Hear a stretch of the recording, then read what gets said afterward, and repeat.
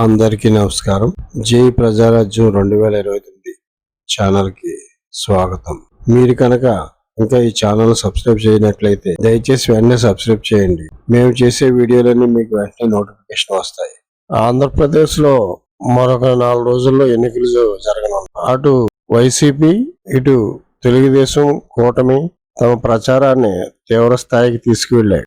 అయితే ఎన్నికలు సమీపిస్తున్న దశలో ఈ ఎన్నికల్లో మెయిన్ ఎజెండా ఏంటి అనేది ప్రధానాంశం.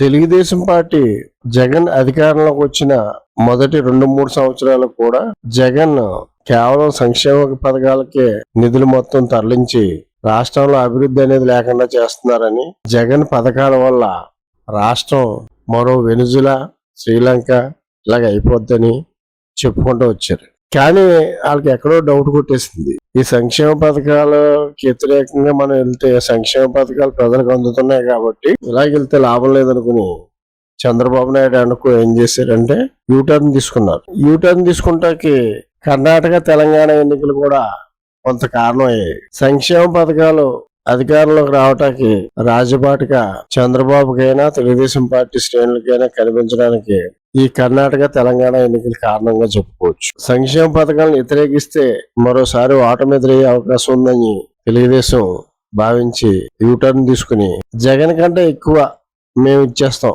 జగన్ 3,000 ఇస్తున్నాడా మేము 4,000 ఇస్తాం, జగన్ అమ్మఒడి ఒకరికి ఇస్తున్నాడు మేము ఎంతమంది ఉంటే అంతమందికి ఇచ్చేస్తాం, జగన్ రైతు భరోసా 13,500 ఇస్తున్నాడు మేము 20,000 ఇస్తాం, ఇలా ప్రతిదీ కూడా జగన్ ఇస్తున్న దానికన్నా మేము ఎక్కువ ఇస్తాం అని చెప్పడం మొదలుపెట్టినాయి. చివరికి వచ్చేటప్పటికి ఎన్నికల అంశం ఈ మేనిఫెస్టో అవుతుందని తెలుగుదేశం పార్టీ అనుకున్నప్పటికీ కూడా అలా జరగలేదు. దీనికి ప్రధాన కారణం ఏంటంటే తెలుగుదేశం పార్టీకే స్వయంగా మేనిఫెస్టో మీద గురి కుదరలేదు. దానికి తోడు మేనిఫెస్టో ప్రకటించినప్పుడు బీజేపీ వ్యవహరించిన తీరు కూడా కూటమి మేనిఫెస్టో మీద నీళ్ళు కమ్ముకునేలా చేసింది.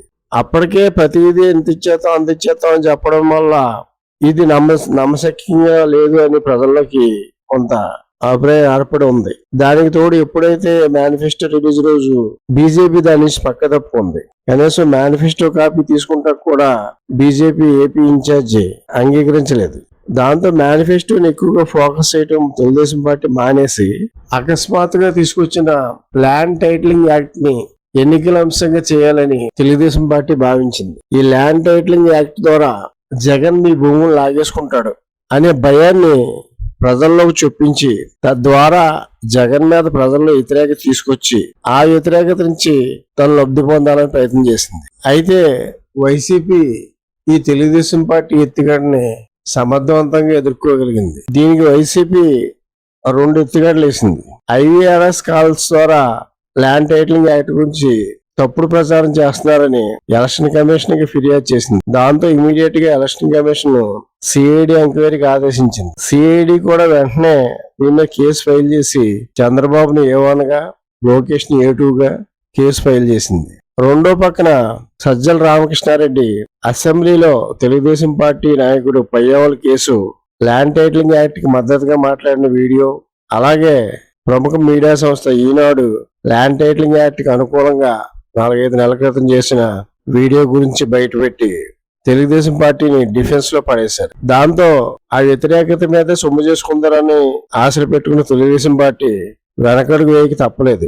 అలా అని చెప్పి పూర్తిగా కూడా ఆ ల్యాండ్ టైటిలింగ్ యాక్ట్ మీద దుష్ప్రచారాన్ని తెలుగుదేశం పార్టీ మానుకోలేదు. న్యూట్రల్ పర్సన్స్ లాంటి వాళ్ళని ప్రవేశపెట్టి వాళ్ళ ద్వారా దీనికి వ్యతిరేకంగా మాట్లాడించే ప్రయత్నం చేస్తానే ఉంది. మరి అది తెలుగుదేశం పార్టీకి ఎంతవరకు ప్రయోజనం చేకూరుస్తుంది, వైసీపీకి ఎంతవరకు నష్టం చేకూరుస్తుంది అని చూడాలి.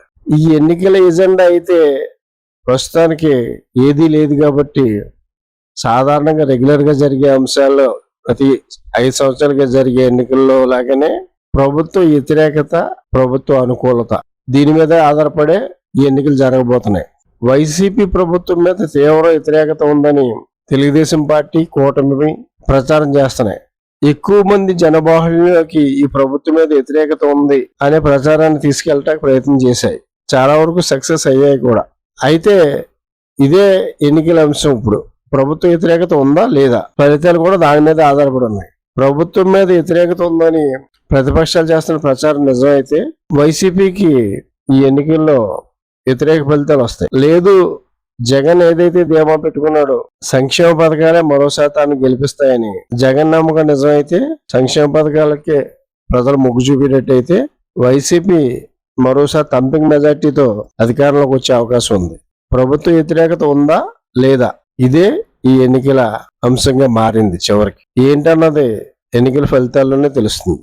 ఈ వీడియో కనుక మీకు నచ్చినట్లయితే లైక్ చేయండి, షేర్ చేయండి. మన జై ప్రజారాజ్యం ఛానల్ని సబ్స్క్రైబ్ చేయండి.